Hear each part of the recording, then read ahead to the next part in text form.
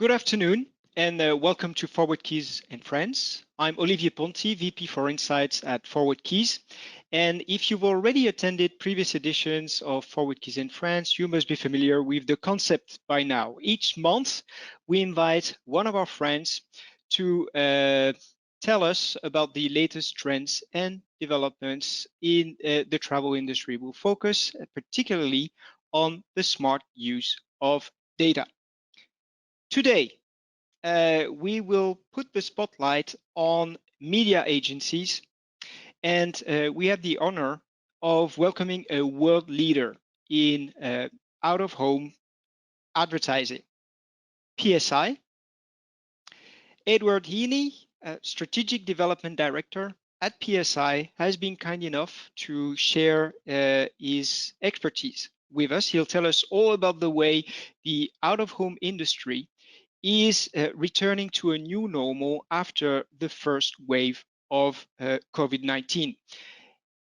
Ed has spent his whole career working in advertising, and he was present in key moments when the industry went through fundamental changes. Welcome, Ed. We really appreciate you accepting our invitation and making the time to share your expertise. Welcome. Thanks, Olivier. It's great to be with you. Two housekeeping remarks before I leave the floor to Ed. You will receive a recording of this presentation after the webinar, and you can ask questions throughout Ed's presentation. So don't necessarily wait until the end to send your questions. You can do that using the questions menu on the right-hand side of your screen. Now, I will now switch my camera off and let Ed and PSI shine. Thanks, Olivier. See you for the Q&A, Edward. So I'm going to hide my camera so you get the full screen experience and don't have to be distracted by my excitable face as we talk through some of these topics. So bear with me. So for those of you who aren't familiar with PSI, we are the international arm of Posterscope, who are the world's largest location-based marketing specialist. And we're the largest investors of airport media in the world. And we're acquired by Posterscope many years ago now due to our heritage and reputation within the global travel media space. And as the global hub of the Posterscope family, which now spans across 36 countries, we're the largest purchasers of city-based out-of-home media in the world. And so we take great pride in the fact that we provide our clients with full end-to-end planning, buying, and creative delivery of global out-of-home media. We offer a truly global proposition to our clients through our expansive network and infrastructure of offices and fantastic partners. We operate campaigns from some of the most remote places in the world, such as the city center of Kabul in Afghanistan, which I think you can see in the bottom right. That was done for BBC Worldwide, to some of the most iconic, such as Times Square in New York City or Shibuya Crossing in Tokyo.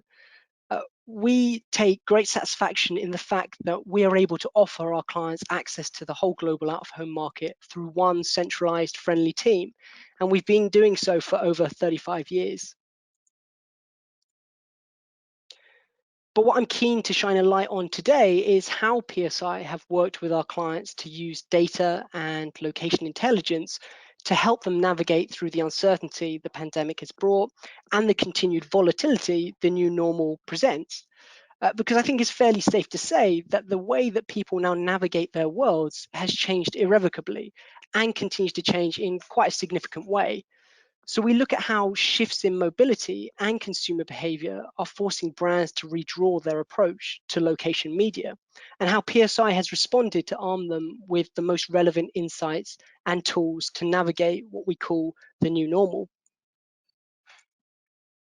So we've gone from global to hyperlocal, and in some cases back again in an incredibly short window of time. The way that we shop, work, travel, maintain relationships, date, has all undergone a monumental shift. Even our use of language has changed, with words such as unprecedented and pivot never being used as much as they have over the last few months, which seems especially true if you sit through any media presentations. And as we start to see the thawing from more severe lockdowns in many regions around the world, the shape of recovery is being dictated by each market's approach to the easing of restrictions. And this indirectly is having a huge consequence to the way that brands and advertisers are able to engage with their audiences through out of home and other location media. We've gone through one of the most severe global groundings, as 96% of countries have introduced some form of restrictions on movement in response to the pandemic. This response has naturally mirrored the movement of the virus as it went from east to west and ranged from partial border closures to complete lockdown.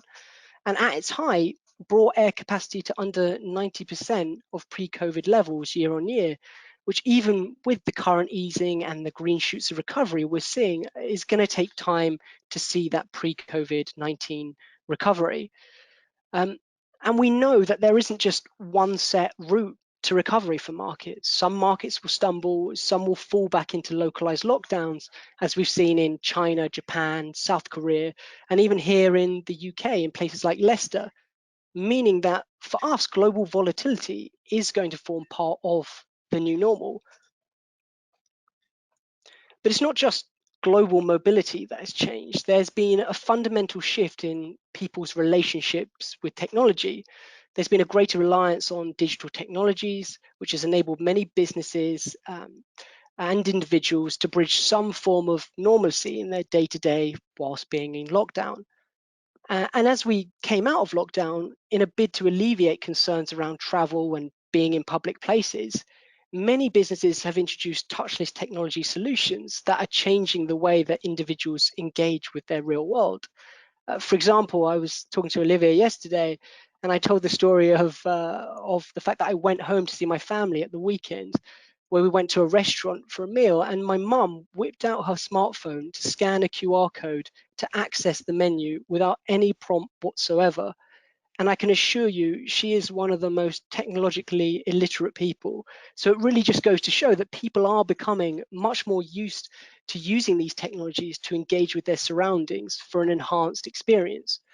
What this means for brands is that there is more location data than ever before that allows them to build a much clearer 3D picture of both mobility and behavior in places of interest around the world.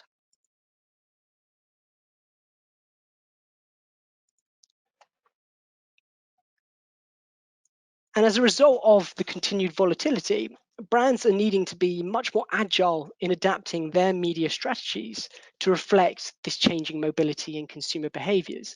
The reach and flexibility of out of home has allowed many brands to tap into these shifts in increasingly relevant and effective ways. Whether it's more localized out of home and community led messages when restrictions were at a residential level, whether that's things such as trading hours, precautionary measures, post-lockdown store openings, to maintaining a relevant connection during the crisis through more purpose-led messaging rather than going dark, such as messages of support, reinforcing government guidelines, or gestures of solidarity.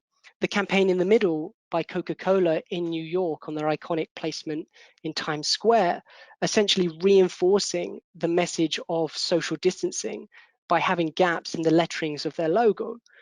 But the ability to speak your audience's language is a powerful tool in driving brand relevancy. We've seen new trends and habits emerge, personally, from baking, gardening, excessive home exercise, and all of these have provide brands with new data signals to take advantage of. The campaign on the right is from Tesco's, and I believe this aptly demonstrates this. They tapped into the lockdown trend of spending more time in the kitchen, exploring more adventurous meals, and ultimately using customers' meal stories to demonstrate what people were cooking in their local areas across a number of digital out-of-home screens. It's only through current robust location data that we are really truly able to help our clients navigate the out-of-home media landscape.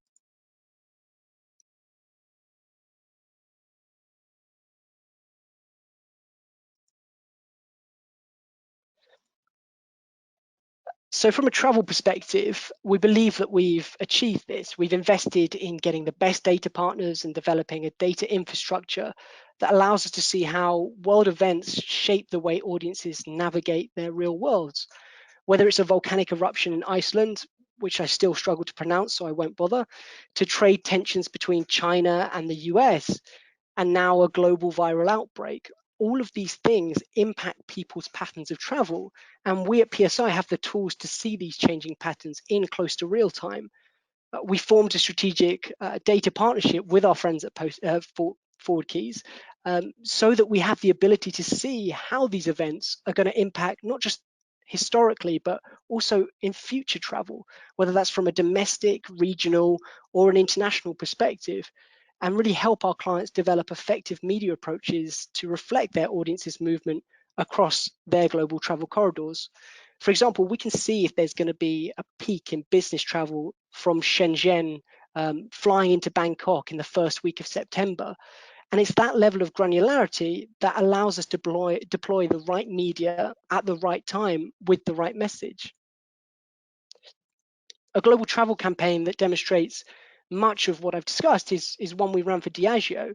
So Diageo looked to run a campaign across London Heathrow departures, promoting its range of Johnnie Walker products to a core audience of Indian, American, and Chinese travelers. And using our travel data, our access to Forwardkeys platform, and duty-free sales data, we were able to effectively match product sales to various travel segments during the media activity. What this ultimately allowed us to do was understand, is our media activity driving footfall and return on investment, as well as is there a correlation between travel segments and sales of Johnnie Walker products? The really cool part is that we then had the possibility of using actual future reservation data to optimize these learnings for future media campaigns. We could personalize not just the media, but also the creative messaging to the right audience. For example, if there's a correlation of sales of, say, Johnnie Walker Blue to those flying from Heathrow to Beijing for business, we could target a Johnnie Walker Blue message in Mandarin when we saw a peak in that same outbound travel profile, using our access to future booking data. So the campaign ultimately drove return on investment and brand credentials for Johnnie Walker, but it also demonstrated that with the right data and partners, out of home can be bought in increasingly relevant and flexible ways. And it really does open up quite an exciting possibility for the future of the medium. However, outside of air travel, we needed to develop our visibility and understanding of shifting mobility patterns across key global out-of-home markets, which, as you can imagine, carries huge headache-inducing complexities when trying to find accurate, consistent, up-to-date global data that isn't going to be redundant by the time we put it in the hands of our planners or client. So we take what we call a no single point of truth approach when it comes to location data. And this consists of utilizing multiple signals across areas such as demographic, mobile ad tech, telecommunications, and transactional data to build these pictures of how our audience choose to spend their time when out and about. But we needed something that would give us mobility data in a much speedier way that was reflective of the volatile situation on the ground. So PSI developed a bespoke global mobility index dashboard, and it used a mixture of Google mobility data, in-house travel data sets, and up-to-date stringency information, which today incorporates 9 elements such as social distancing measures, schools, workplace closures, internal and external travel restrictions. And all of this was in order to help our plants and clients navigate each market's unique situation. Now I've got a demo. Perfect. So this is the homepage of our dashboard. And essentially, we've broken it at a market level as well as from an air travel point of view. So if we look at country level, and in this case, the user is going to look at Australia, and they're going to make it tricky by looking at a severe case such as Victoria. What they're able to do is choose a period of time to understand what the mobility levels are like across 3 distinct environments: retail, transit, and workplace. And this is against pre-COVID levels of mobility. And it's all mapped against the current government stringency level. On the bottom, you can see how over time this movement across these environments has changed in relation to the black line of stringency. And as we saw cases recently in August rise, we also saw naturally higher stringency levels and a lowering of mobility across those environments.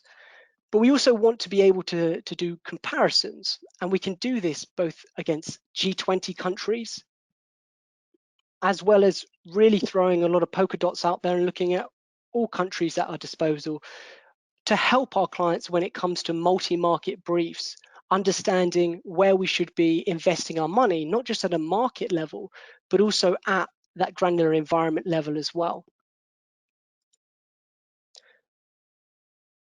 So we created the dashboard to be able to be quite user-friendly and incorporate additional layers of data, such as additional location or brand information, so that we can really personalize the insight to the client and the industry in question. But these data sets and data signals on their own, they mean very little without a guide to understand what a brand should be doing from a consumer messaging, media, and investment perspective. So we created a response, recovery, and return planning framework. And the reason for this was that it would allow clients to have some broad guidelines for how they should be adapting their use of out of home based on these data signals. And I should just say that both the dashboard and the framework decks are available to anyone. We're ultimately trying to put this on our website, but in the interim, if anyone wants a live demo or wants to have further discussions about that, please do get in touch with us.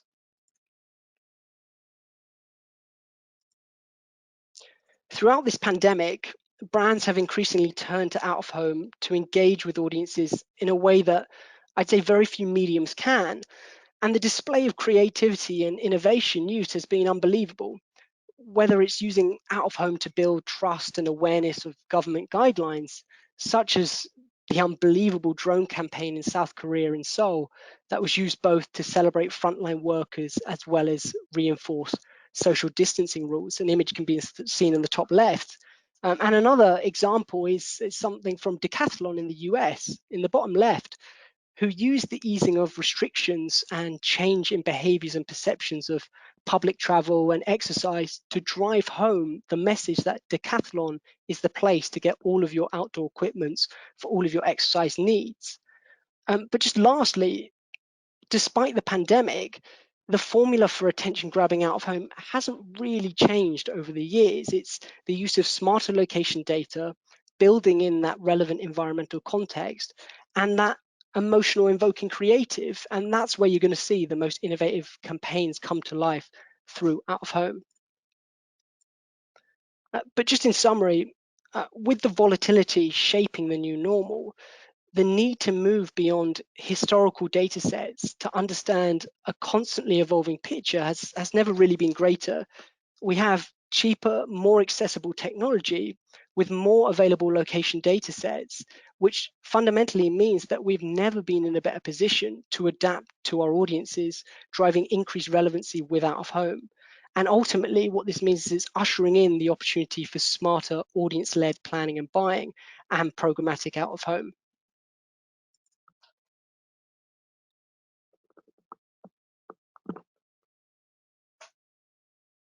Thank you very much for this presentation, Ed. It's been very, very insightful. Before we move to the Q&A part of this session, I'd like to remind the audience that PSI is using three different Forwardkeys data set: the actual air reservation data set, seat capacity, and total air market. If you would like to know more about these data sets and our services, please reach out to us using the following email address, webinar@forwardkeys.com.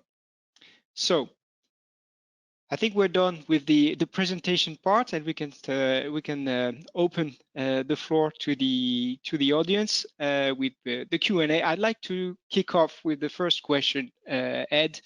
I mean, we are going through a very, very strange situation where we have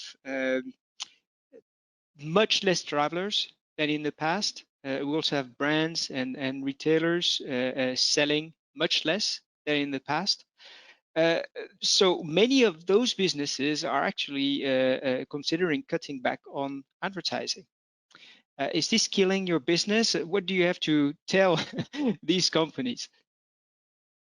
Yeah, I think since the first wave of the pandemic, we've naturally seen a number of our brands readjusting their strategy when it comes to out of home, especially when you see those stark images of empty airports and tourist hotspots which are empty.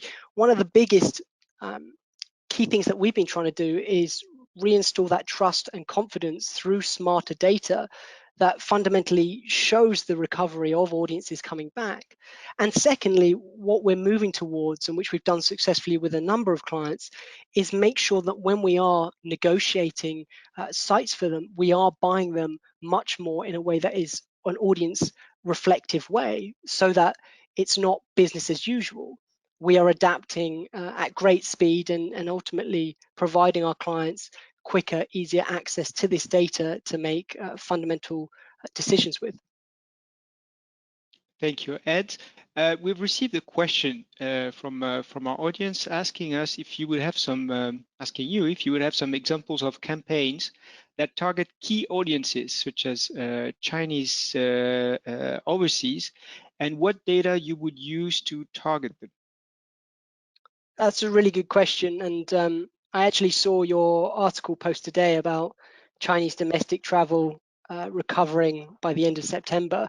But in terms of but in terms of trying to target international Chinese travelers, one campaign that does come to mind, and I can assure you this wasn't a planted question, but one question that example we have is for Visa China.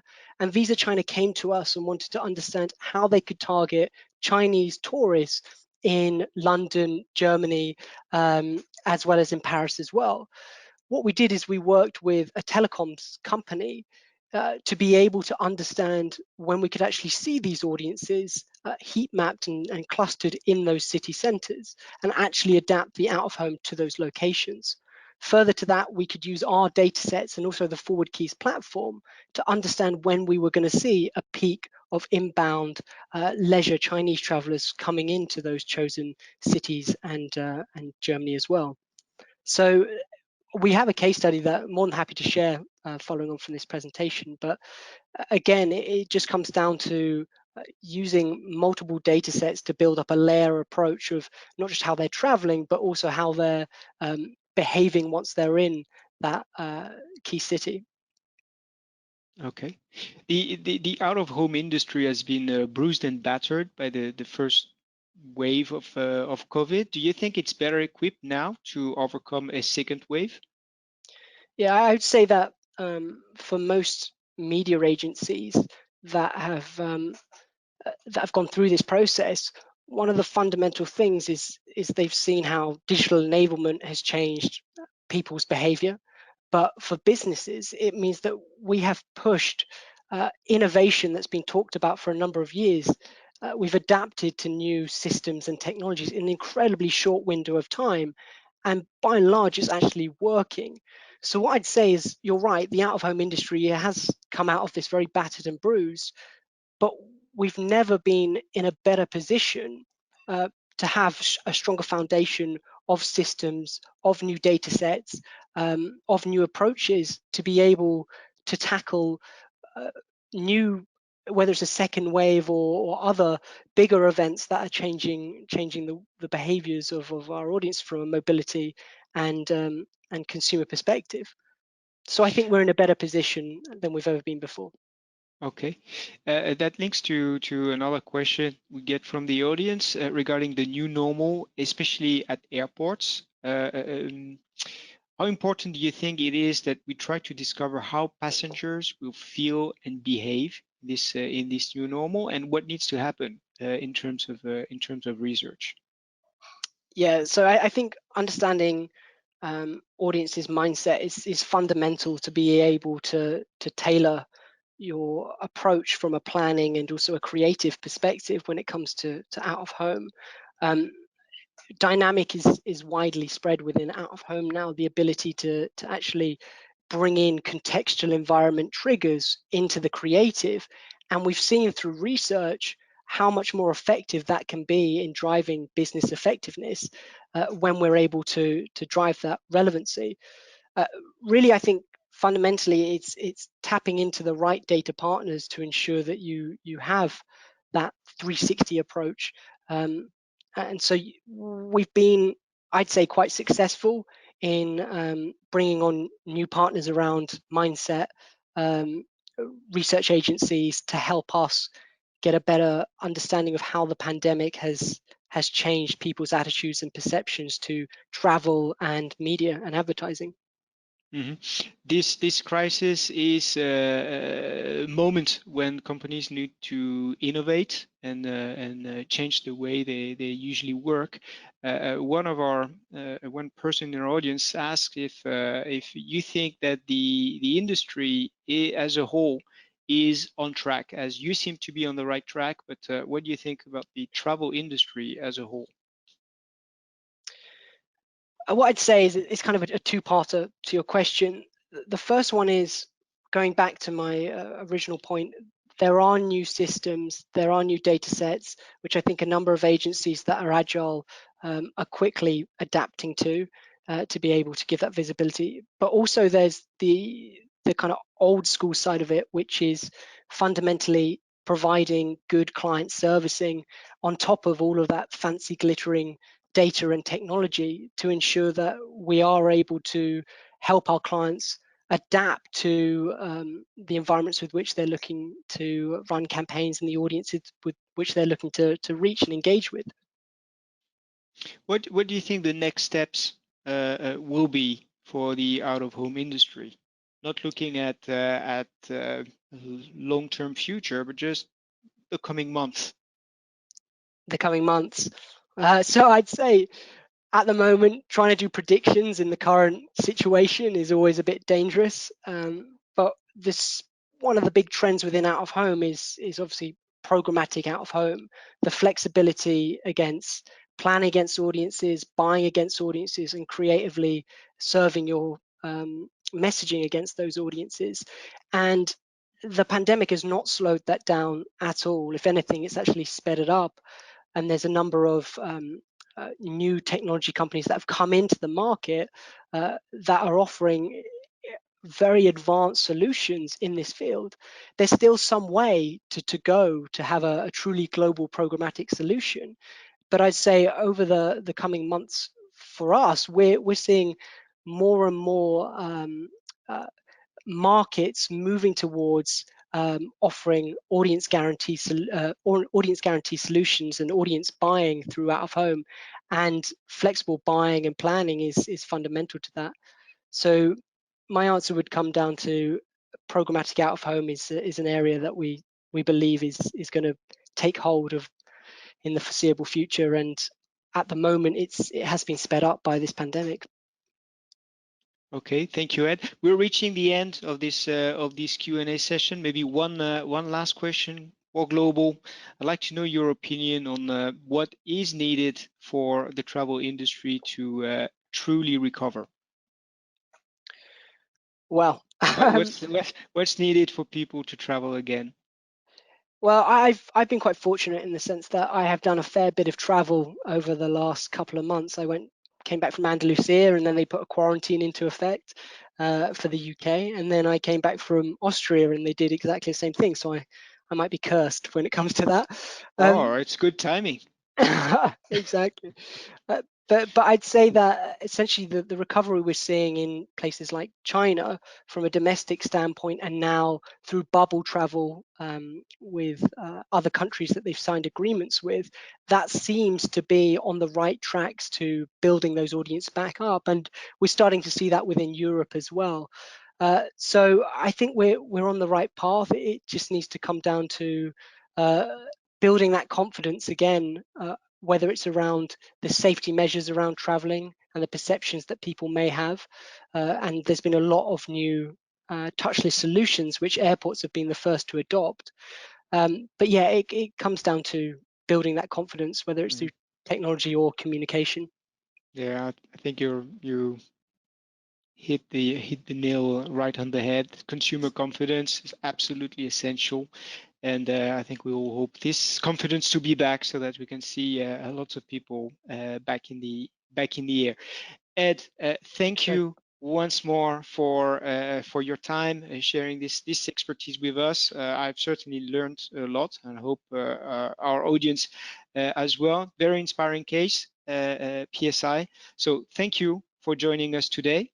I'd like to seize the opportunity of this webinar to announce the September edition of Forwardkeys and Friends. The webinar will take place at the beginning of September, on September 9th, and this time we will focus on the airport sector, and we'll have the pleasure to welcome Pavel Halas, Aviation Development Manager at Edinburgh Airport. I thank you all for your presence today, and I look forward to seeing you on the 9th of September. Thank you all, and bye-bye.